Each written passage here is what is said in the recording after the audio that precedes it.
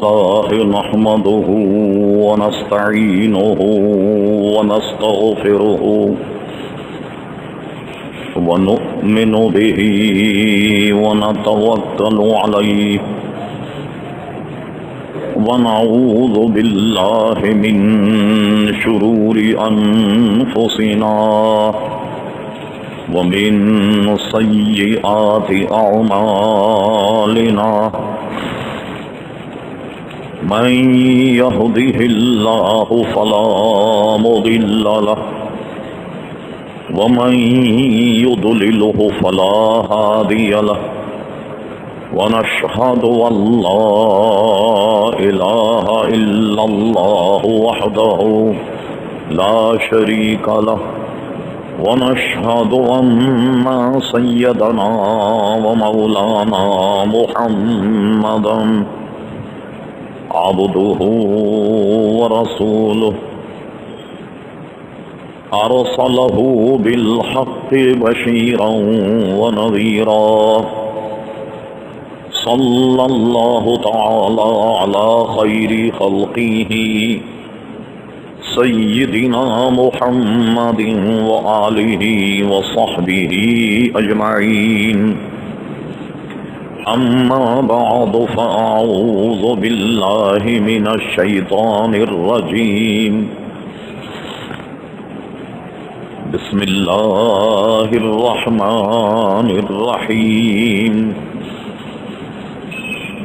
إنما يريد الله ليذهب عنكم الرجس أهل البيت ويطهركم تطهيرا صدق الله مولانا العظيم وصدق رسوله النبي الكريم إن الله وملائكته يصلون على النبي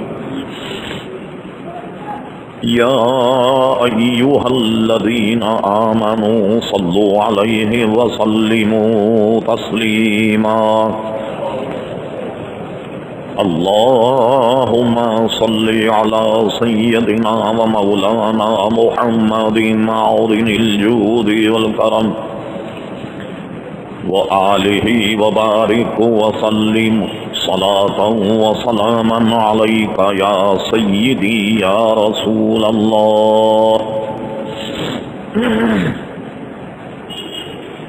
محترم حضرات، حمد و صلات کے بعد اس فقیر حقیر نے آپ حضرات کے سامنے اہل بیت اطہار رضوان اللہ علیہ مجمعین کے فضائل و مناقب میں وہی آیت مقدسہ تلاوت کی کہ جس کے تحت گزشتہ جمعوں سے کچھ نہ کچھ بیان جاری. گزشتہ جمعے ہم نے یہ عرض کیا تھا کہ اہل بیت اطہار رضوان اللہ علیہ مجمعین اور صحابہ کرام، اولو العزم صحابہ کرام و دیگر صحابہ کرام علیہم الرضوان میں کس قدر محبت، کس قدر انسیت اور بھائی چارہ ہے.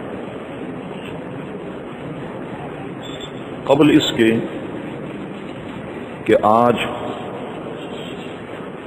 آیت متذکرہ کے تحت کچھ عرض کیا جائے، اللہ تعالیٰ سے دعا فرمائیں کہ وہ اپنے پیارے حبیب لبیب نبی کریم رؤوف رحیم علیہ افضل الصلاۃ و تسلیم کے صدقے و طفیل مجھے حق کہنے کی توفیق عطا فرمائے. ہم تمام مسلمانوں کو اللہ تبارک و تعالی حق سن کر حق کو قبول کرنے کی اور اس پر عمل کرنے کی توفیق عطا فرمائے. آج ہم نے مناسب سمجھا کہ صرف اور صرف اہل بیت اطہار سے حضرت فاطمہ رضی اللہ تعالیٰ عنہ کی زندگی کے چند گوشے آپ کی گوش گزار کیے جائیں، خصوصیت کے ساتھ وہ کہ جو ہم سب کے لیے ایک روشنی کا مینار، ہماری خواتین کے لیے اس میں راہ ہدایت اور اس میں بھی ہم چند بہت ہی اہم غلط فہمیوں کا ازالہ کریں گے جو عموماً بغیر سوچے سمجھے شیعہ حضرات صحابہ کرام علیہم الرضوان پر تبرہ کرنے کے لیے عموماً یہ حربے استعمال کرتے ہیں۔ اس سے متعلق انشاءاللہ کچھ گفتگو کی جائے گی۔ اہل بیت اطہار رضوان اللہ علیہم اجمعین میں حضرت فاطمہ رضی اللہ تعالی عنہا کا مقام ایک نہایت ہی ممیز اور ممتاز۔ حضور علیہ الصلوۃ والسلام کی 4 صاحبزادیاں ہیں، حضرت زینب، حضرت رقیہ، حضرت ام کلثوم۔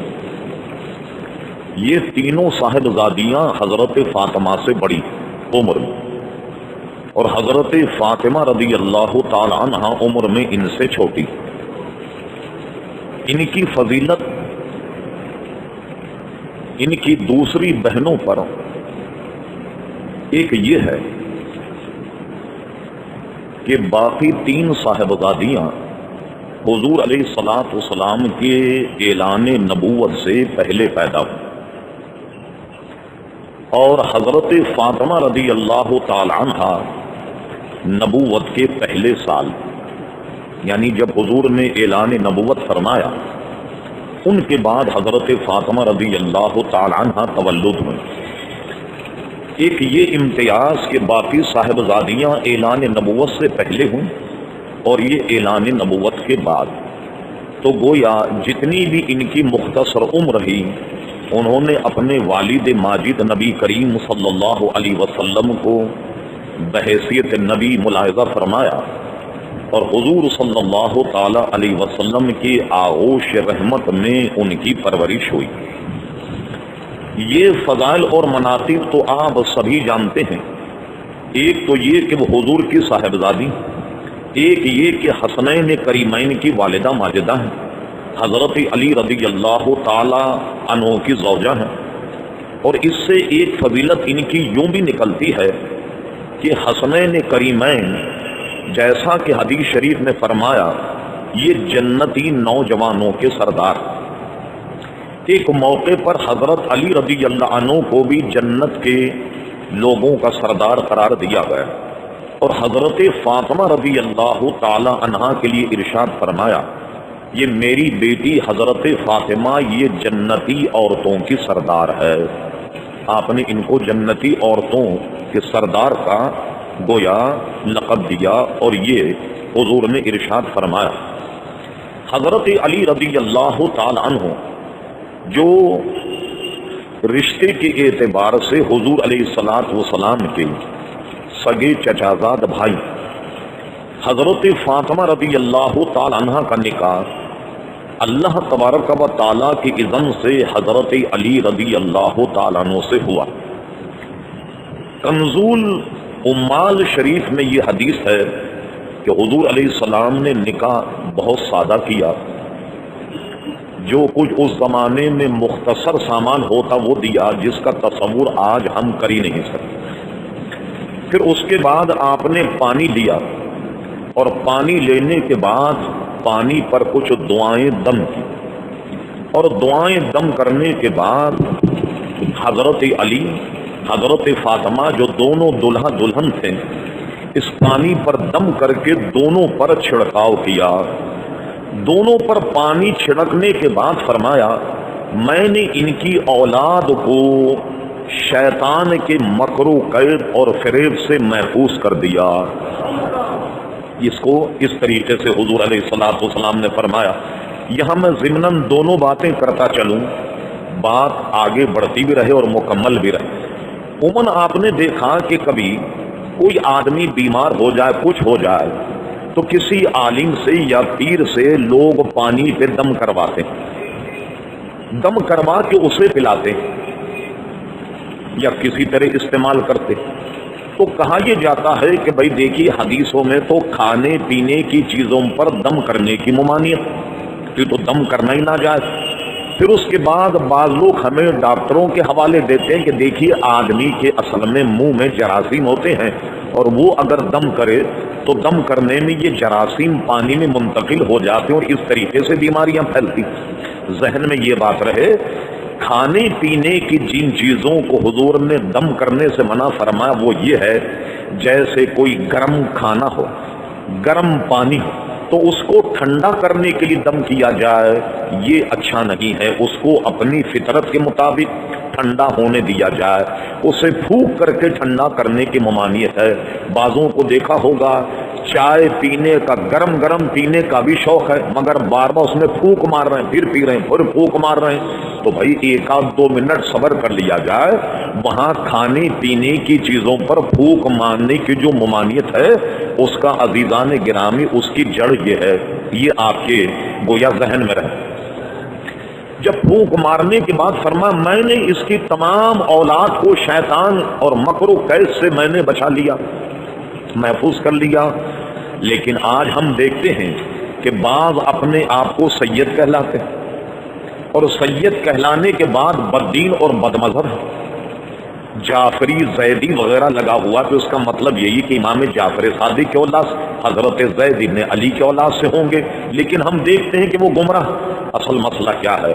سب سے پہلے تو یہ بات ذہن میں رہے، اعلیٰ حضرت نے بھی اسی کے حق میں فتویٰ دیا اور تمام علماء کا اس پر اتفاق ہے کہ کوئی آدمی اگر دین اسلام کو ترک کر دے، دین اسلام کو چھوڑ دے تو چھوڑنے کے بعد وہ مسلمان ہی نہیں رہتا تو سید کیسے رہے گا؟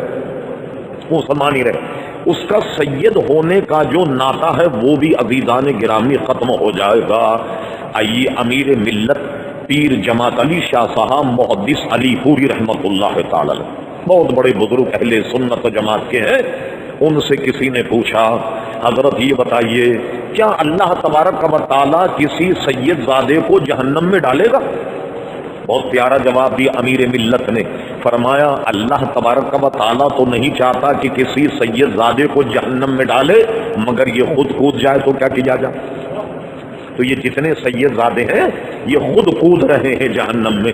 اللہ تبارک و تعالی انہیں جہنم میں ڈالنے کا اس کا کوئی پروگرام نہیں. یہ خود اگر کودیں گے تو خدا کی قدرت کیا کرے گی؟ اسی طرح اعلیٰ حضرت امام اہل سنت سے پوچھا گیا یہ بتائیے کہ کوئی سید زادہ اگر کوئی جرم کرے، اگر وہ چوری کرے تو کیا اس کا ہاتھ نہیں کٹے گا؟ اگر وہ چوری کرے تو کیا اس پر تعزیر اور درے نہیں لگائے جائیں؟ سبحان اللہ. اعلیٰ حضرت امام اہل سنت فاضل بریلوی نے بڑا عمدہ جواب دیا. فرما سنو، جب کوئی سید زادہ جرم کا ارتکاب کرے تو قاضی جب اسے تعزیر لگائے یا درہ لگائے تو وہ یہ نیت کرے کہ شہزادے کے پیر میں غلاظت لگ گئی، اس کو نکالنے کے لیے وہ ایسا کام کر رہا ہے. قاضی کو یہ نیت کرنی چاہیے. تو دیکھیے حضرت فاطمہ کی ایک فضیلت یہ کہ انہی کی اولاد سے لوگ سید کہلاتے ہیں. اب ایک مسئلہ یہ ہوا کہ بھائی سارا نسب تو مردوں سے ہوتا ہے اور یہاں حضرت فاطمہ سے نسب شروع ہوا، یہ تو عجیب بات. لیکن پوری امت اس پر متحد ہے عزیزان گرامی کہ سید جو اولاد ہے وہ حضرت فاطمہ رضی اللہ تعالی عنہا کی اولاد کہلاتی ہے. اس پر کسی نے اختلاف نہیں کیا، اس لیے کہ اگر آپ اس میں گنجائش نکالیں تو بعض احکام شریعہ میں بہت بڑا فساد پیدا ہو جائے گا. مثال کے طور پر تمام فقہاء اور علماء لکھتے ہیں کہ سید کتنا ہی غریب ہو مگر اسے زکوٰۃ نہیں دی جائے گی. اب دیکھیے اگر ہم یہ کہیں کہ صاحب نسب تو مرد سے چلتا ہے عورت سے تو نہیں چلتا، اگر انہیں سید قرار نہ دیا جائے تو گویا ان کے لیے زکوٰۃ حلال ہو جائے گی. ایک حدیث سے صریح میں آیا کہ زکوٰۃ کا مال رکھا ہوا، امام حسن نے زکوٰۃ کے مال کی ایک کھجور اپنے منہ تو حضور علیہ السلام نے سرزنش فرمائی اور ان کے منہ میں سے وہ کھجور یا چھوارا نکال دیا. فرمایا زکوٰۃ مال کا میل ہے اور یہ سیدوں کی شان کے لائق نہیں ہے. بعض احکامات بھی ہیں جو شریعت سے متعلق، جو سیدوں سے متعلق، اس میں بہت بڑا فساد آ جائے گا. میں گفتگو کو سمیٹتے ہوئے ایک بات مرکزی عرض کر کے آگے چلتا ہوں. آپ جانتے ہیں کہ حجاج بن یوسف بڑا ظالم بادشاہ صاحب، ایسا ظالم کہ میں نے کتابوں میں پڑھا کہ وہ کسی جامع مسجد میں آ جائے نماز کے لیے، تو آنے کے بعد اعلان کرتا تھا کہ تمام نمازیوں، تمہیں نماز پڑھنے کے بعد اس مسجد کے دروازے سے باہر جانا ہے۔ کیا سنا آپ نے؟ یہاں سے جانا ہے، اور اگر تم نے میری حکم عدولی کی اور تم اگر اس دروازے سے نکلے تو سمجھ لینا کہ تم سب کا قتل مجھ پر حلال ہے۔ کہا جاتا ہے 1,00,000 آدمیوں کو اس نے گویا جان سے مارا۔ جب وہ مرا ہے 30-35 لاکھ آدمی اس کے قید خانے میں سڑ رہے تھے، تو وہ علماء سے پوچھتا، اور جب کوئی عالم لاجواب ہو تو اس کی گردن مار دیتا۔ بڑا سخت وہ کچھ کام کرتا۔ ایک عالم دین جن کا نام میں بھول گیا، اسے حجاج بن یوسف نے بلایا، اور بلانے کے بعد کہا میں تم سے ایک سوال کروں گا، اگر تم نے اس کا جواب مناسب نہیں دیا تو میں تمہاری گردن مار دوں گا۔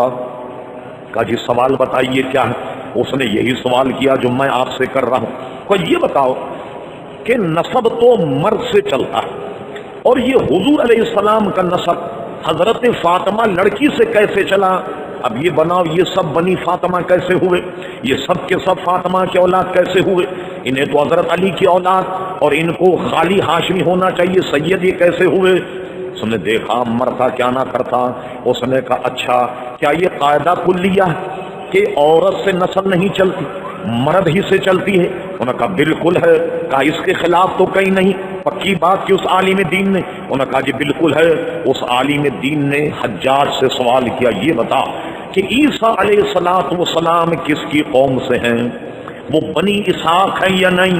اب یہ سوچ میں پڑ گیا، انہوں نے کہا بھائی بنی اسحاق تو ہیں، بنی اسحاق تو ہیں وہ۔ اچھا کہا جب تو نے مان لیا کہ عیسیٰ علیہ السلام بنی اسحاق ہیں، اب ذرا ان کے ابا کا نام بتا دے، کیونکہ تیرا یہی تو دعویٰ تھا کہ عورت سے نسل نہیں چل، اور یہ تو نے اعتراف کر لیا کہ حضرت عیسیٰ علیہ السلام بنی اسحاق ہیں۔ یہ بنی اسحاق کیسے ہوئے؟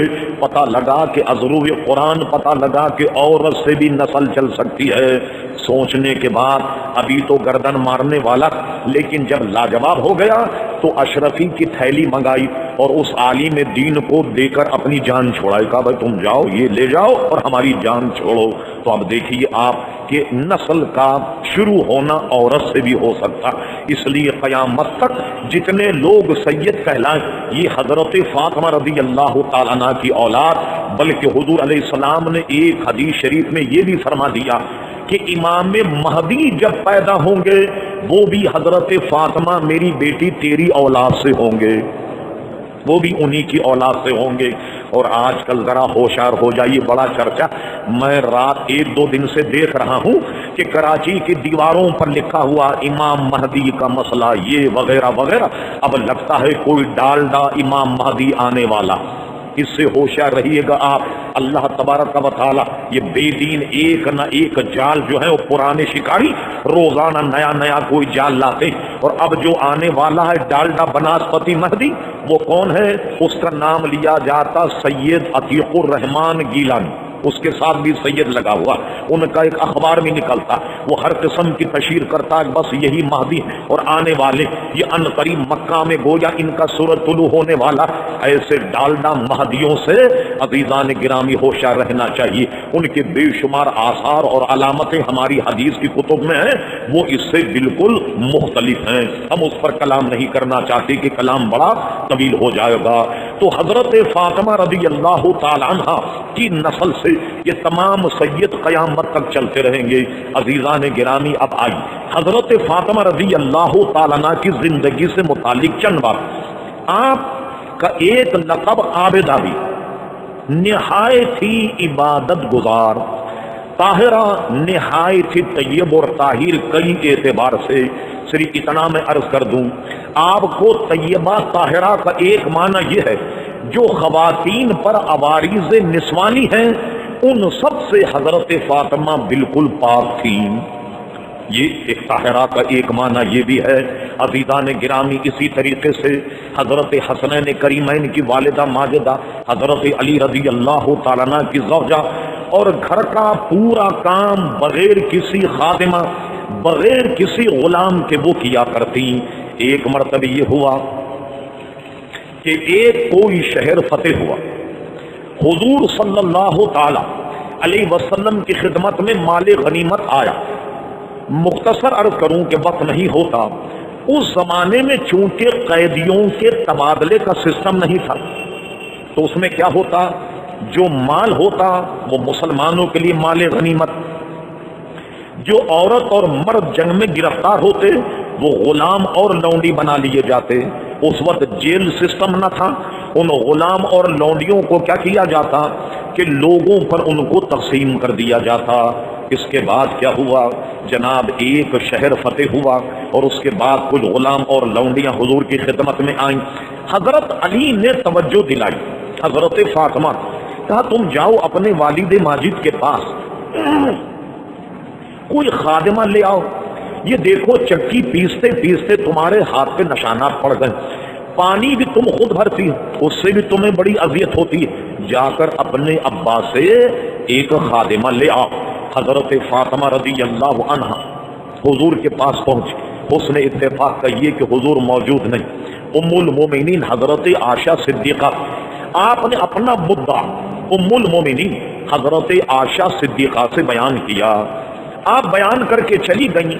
جب حضور علیہ السلام گھر آئے حضرت عائشہ صدیقہ نے ان سے عرض کی کہ صاحبزادی آئیں اور وہ یہ کہہ رہی تھی کہ ابھی ابھی ایک شہر فتح ہوا، ایک خادمہ انہیں دے دی جائے. حضور علیہ السلام جب یہ سننے کے بعد حضور حضرت فاطمہ کے گھر آئے. گھر آنے کے بعد کہا بیٹی میں نے ایسا ایسا سنا. کہا حضور ہاں. فرما بیٹی میں تمہیں عزت اس سے بھی بہتر چیز تمہیں عطا کرتا ہوں، خادمہ یا کوئی اور چیز مت مانگ، اس سے بہتر عطا کرتا ہوں. حضور نے کیا بہتر عطا کیا؟ سبحان اللہ. حضرت فاطمہ سے فرما تم جب بستر میں لیٹو تو بستر میں لیٹنے کے بعد 33 مرتبہ سبحان اللہ، 33 مرتبہ الحمدللہ، 34 مرتبہ اللہ اکبر پڑھ لیا کرو. یہ بات تم نے اس سے زیادہ اچھی اور بہتر اور کفایت کرے گی. تھوڑا سا یہاں میں روک کر آپ سے عرض کرتا ہوں. صاحب مشکات نے مشکات شریف میں جو ابواب قائم کیے اس میں ایک باب باندھا نماز میں چونکہ اتحیات پڑھی جاتی، ایک باب اتحیات کا، ایک باب اس میں درود شریف کا ہے کہ نماز میں درود شریف بھی پڑھا جاتا، ایک باب اس میں نماز میں سلام پھیرنے سے پہلے دعا کا کہ کون سی دعا درود کے بعد پڑھ کر پھر سلام پھیرا جائے. اس کے بعد میں صاحب مشکات نے ایک باب یہ باندھا کہ نماز ختم ہونے کے بعد ذکر و اذکار کا باب.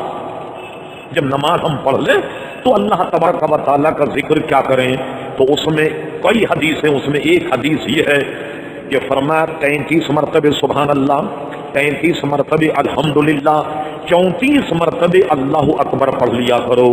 یہ وظیفہ اتنا مؤثر ہے کہ بہت حدیث ہے اس میں ہے، ورنہ عنوان ہمارا بدل جائے. جتنے غریب لوگ یہ پڑھیں، مالدار لوگ دن بھر خیرات کریں، لاکھوں روپیہ صرف کریں اور کوئی غریب آدمی یہ مختصر وظیفہ پڑھ لے تو جتنے مالدار لوگ صدقہ کرنے والے ہیں اسی جیسا ثواب اس تسبیح کے پڑھنے والے کو بھی ملے گا. مگر تعداد کا خاص اعتبار رکھا جائے گا، تعداد کم زائد نہ ہو. حدیثوں میں جو بتایا گیا تعداد، آپ سوچیں کہ بھئی 100 مرتبہ پڑھ لیں سبحان اللہ، 100 مرتبہ الحمدللہ، بھئی بات ثواب تو آپ کو زیادہ مل جائے. مگر جو معاملہ ان گنتی کی تسبیح کا ہے اس رحمت سے آپ جو ہیں وہ گویا محروم رہ جائیں گے. علماء اس کو یوں سمجھاتے ہیں آسانی سے کہ ایک تالا جب کھولیں آپ تو 3 دندانے والی کنجی سے کھلتا. اچھا اسی تالے میں اگر آپ 5 دندانے والی کنجی ڈال دیں اور کہیں بھئی اس میں تو 2 زیادہ، تالا کھلے گا؟ نہیں کھلے گا. اس لیے تعداد کا بڑا اہتمام ہے صوفیہ اور مشائخ نے کہ جو تعداد بتائی جائے اسی تعداد میں صحیح طریقے سے پڑھا جائے. حضور نے یہ تسبیح انہیں دی. میں نے اور کتابوں میں پڑھا اس تسبیح کے ثمرات، اس تسبیح کے معاملات حضرت صدیقہ پر جو مرتب ہوئے وہ بڑے عجیب و غریب. آپ سنیے، وہ یہ ہے کہ ایک راوی کہتی میں جب حضور ان کے فاطمہ کے گھر گئی میں نے دیکھا کہ وہ آرام کر رہی، دھوپ کی وجہ سے لیٹی ہوئی، اور امام حسن یہ امام حسین کا جھولا اپنے آپ چل رہا. ایسا لگتا تھا کہ اپنے آپ سارا گھر کا کام اور کاج ہو رہا. یعنی جو خادمہ خدمت انجام دے، نبی کریم علیہ السلام نے وہ وظیفہ بتا دیا کہ جو گویا خادمہ جو کام انجام دیتی ہے، سارے کام ایک طرح سے غیبی طور پر حضرت فاطمہ رضی اللہ تعالی عنہا کے گویا ہو رہے ہوں گے. یہ عظمت حضرت فاطمہ رضی اللہ عنہا، ہم نے ان کے اخلاق کریمانہ میں پڑھا. کافی علماء نے ان کے اخلاق، ان کا چلن، ان کا پھرن، ان کا بیٹھنا اٹھنا، لوگوں سے گفتگو کرنا وغیرہ، علماء فرماتے محدثین کہ راوی یہ کہتے ہیں، اور کئی روایت اس میں، کہ عادت میں، خصلت میں، لوگوں سے گفتگو کرنے میں، بیٹھنے اٹھنے میں، اخلاق کریمانہ میں حضور علیہ السلام کی اولاد میں سب سے زیادہ مشابہت حضرت فاطمہ رضی اللہ عنہا میں تھی. یعنی اسی کا اخلاق، وہی کرم، وہی مہربانی، وہی علم جو نبی کریم علیہ السلام نے پایا جاتا، وہی حضرت فاطمہ رضی اللہ تعالی عنہا میں عزیزان گرامی پایا جاتا. اس سے علماء نے بطور خاص حضرت فاطمہ رضی اللہ تعالی عنہا کے واقعات میں لکھا. ایک فاطمہ رضی اللہ تعالی عنہا اور صحابہ کرام علیہم الرضوان، کچھ لوگ اس میں یہ غلط فہمی پیدا کرتے ہیں جن کا کچھ جواب تو میں نے گزشتہ جمعے دے دیا، مگر ایک آج خاص مسئلہ جس کا تعلق حضرت فاطمہ سے صرف ضمناً عرض کرتا ہوں. یہ دیکھیے، آپ جو فضائل بیان کر رہے ہیں، صحابہ کرام ان فضائل سے واقف نہیں. ہم کہیں کہ بالکل واقف تھے.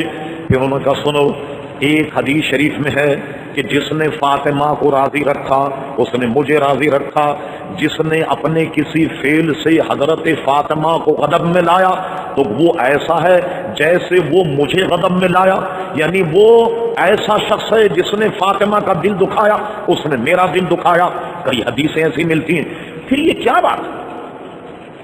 ہماری اور آپ کی کتابوں میں حضور کا وصال ہوا، آپ کے وصال کے بعد حضرت فاطمہ آئیں. فاطمہ آنے کے بعد رضی اللہ عنہ امیر المومنین حضرت صدیق اکبر سے کہا، حضور ہمارا والد ماجد کا ایک باغ تھا جس کا نام باغ صدق، وہ آپ باغ ہمیں دے دیجیے ہمارے والد کے بعد.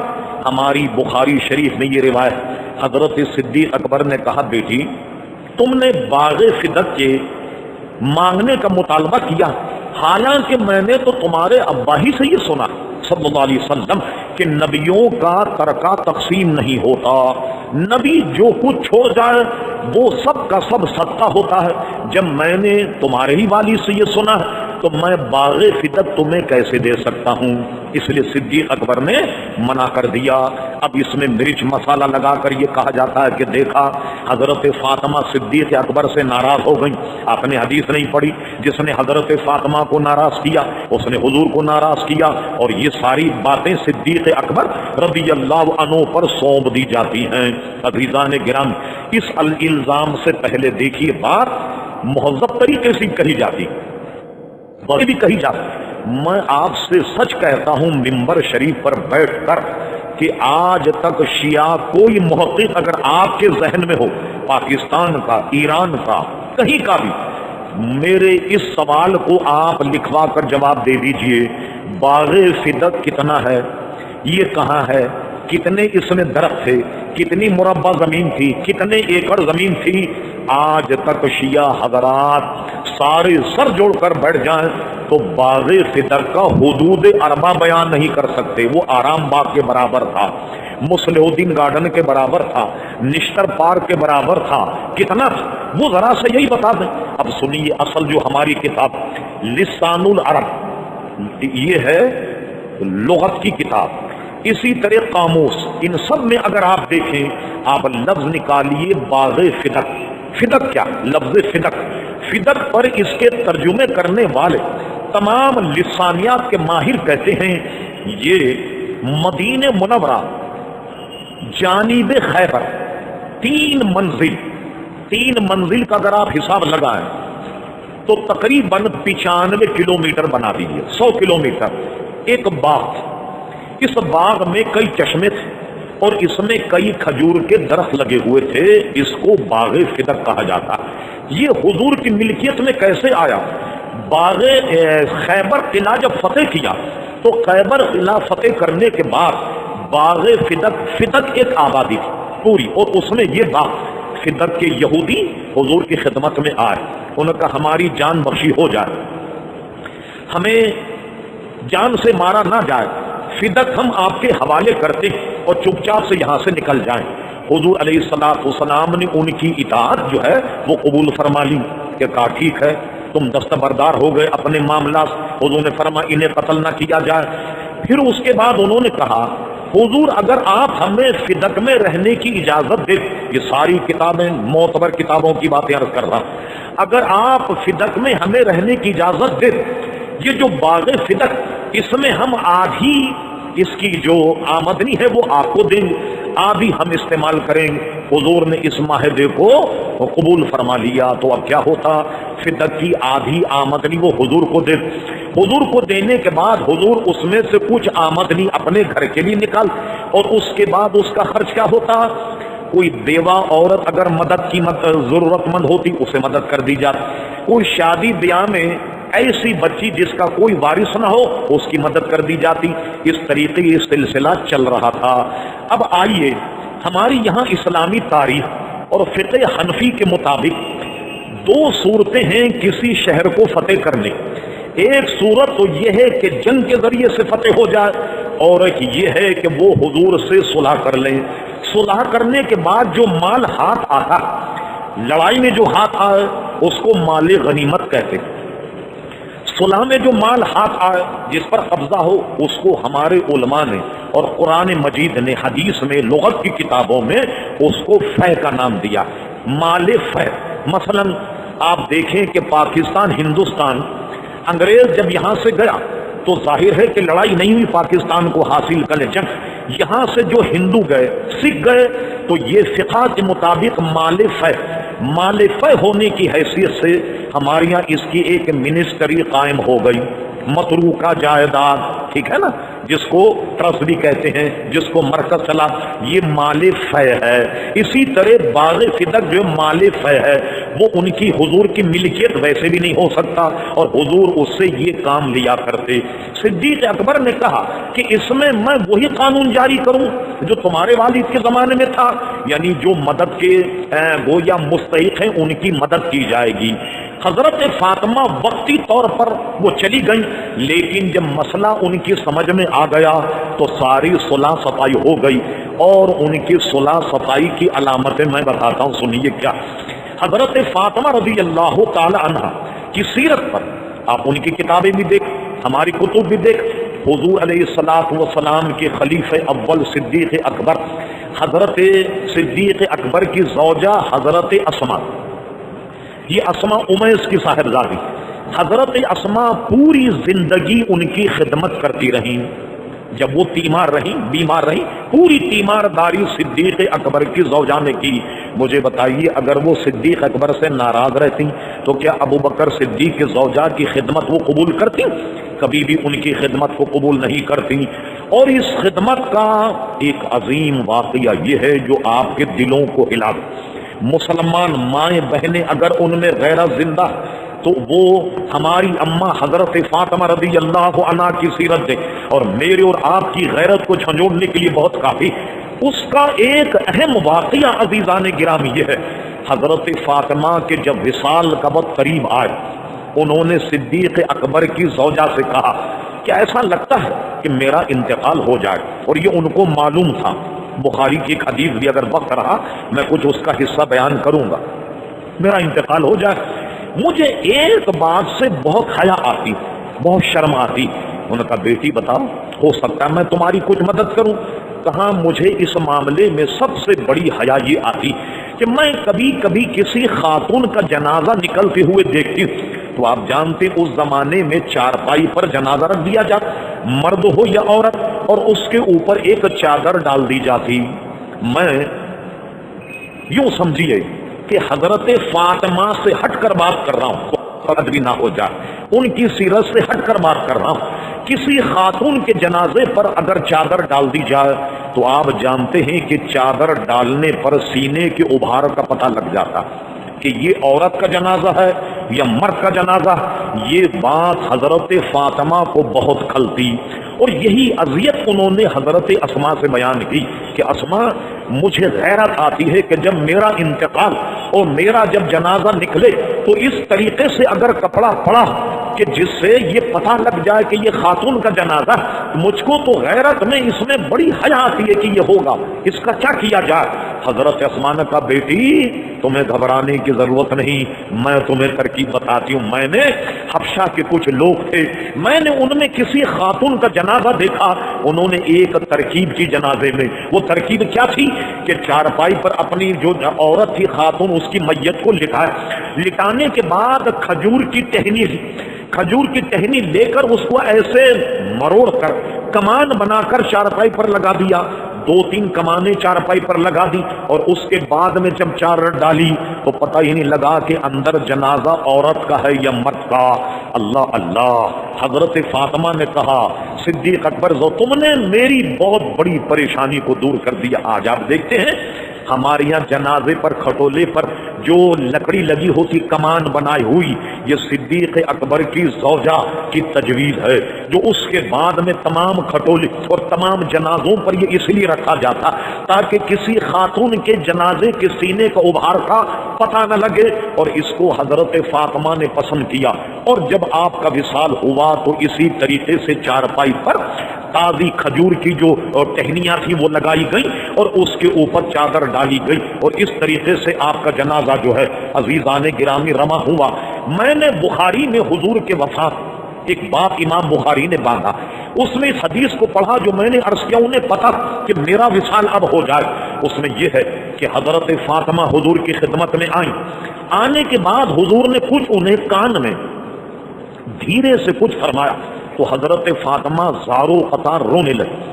پھر تھوڑی دیر میں جب دیکھا کہ وہ غمگین، پھر انہیں بلایا اور بلانے کے بعد کچھ ان کے کان میں کہا، وہ مسکرانے لگ گئیں. ام المومنین حضرت عائشہ صدیقہ نے بلا کر کہا یہ کیا راز، یہ کیا بات؟ انہوں نے کہا یہ راز اس سے مخفی رہنے دو. حضرت فاطمہ نے نہ بتایا، نہیں بتایا. اور اس کے بعد جب حضور کا وصال ہوا ایک عرصے کے بعد ام المومنین نے حضرت فاطمہ سے کہا میں تمہیں اللہ کی قسم دے کر پوچھتی ہوں کہ یہ کیا تھا معاملہ، مجھے بتا. انہوں نے یہ جان کر اب بتانے میں کوئی حرج نہیں کہ حضور تشریف لے گئے. انہوں نے کہا میں حضور کی خدمت میں جب آئی تو آپ نے مجھے قریب بلا کر کہا کہ بیٹی جو مرض مجھے، جو میں بیمار، میرا وصال اسی بیماری میں ہو جائے. میں رونے لگی.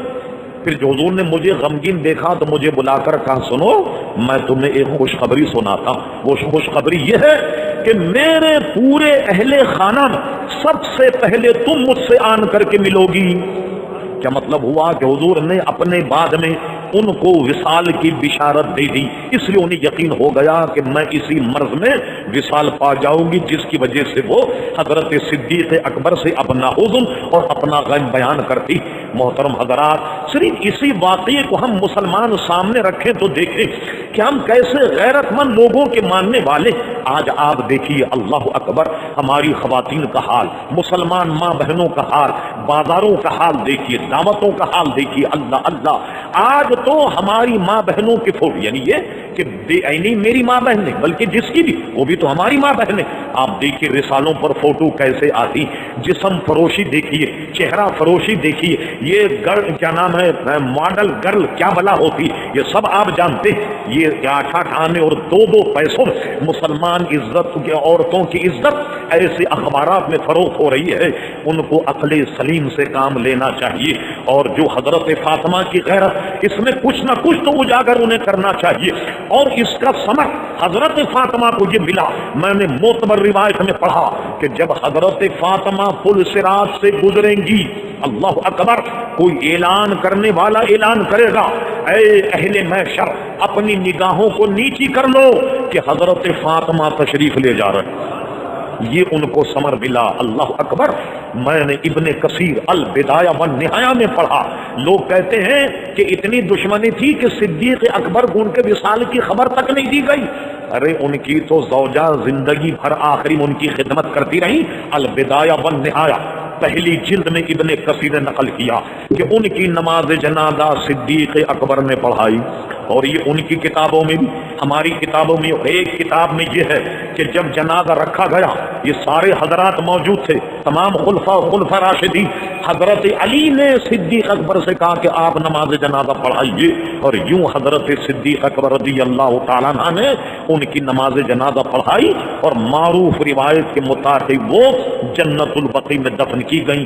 باتیں تو ان کے حوالے سے بہت تھیں لیکن وقت اجازت نہیں دیتا۔